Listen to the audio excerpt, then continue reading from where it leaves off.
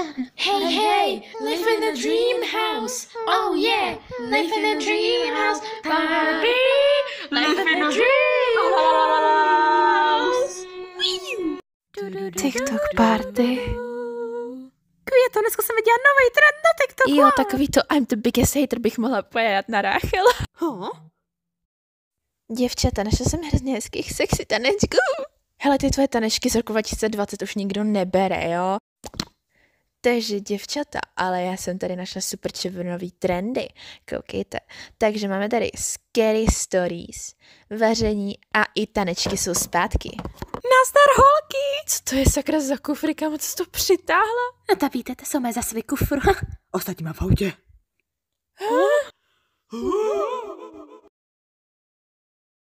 Jednoho dne jsem se chtěla udělat maču a zjistila jsem, že mi došla.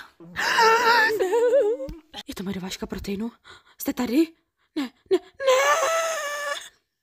Pane bože, oni mi doveze čokoládový protein místo vanilka.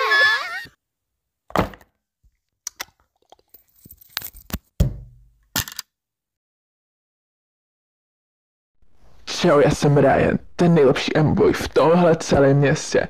A ty, hele, ty nikdy nebudeš jak já. Dokonale. Tak co na to říkáš? Co to je? Holky, tohle radši nedávejte na IG.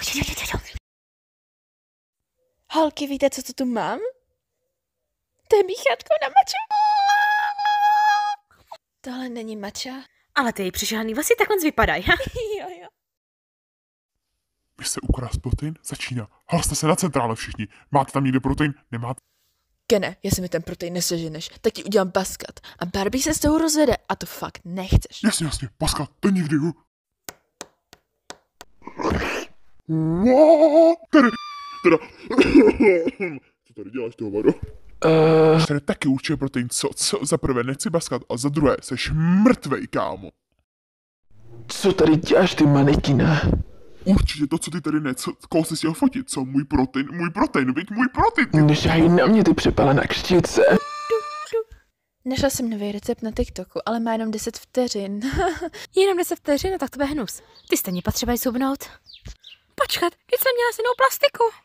Ty jsi měl můj protein, takhle tě pověsím na zeď, ty jo, hovado. Pověsím ti jako jelena na zeď a udělám ti bukat. Je to baskat přesněji, ale ne, já ho udělám tobě. No na TikToku to je pro lépe, chutná to jako trávník.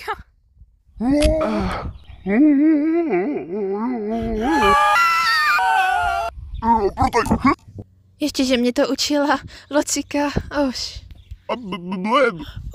Ty nemáš baskat, ale můj bože, díky bohu, to jsem tak rád. Ale bude ho mít brzo. Bože. Čau, baby, sorry.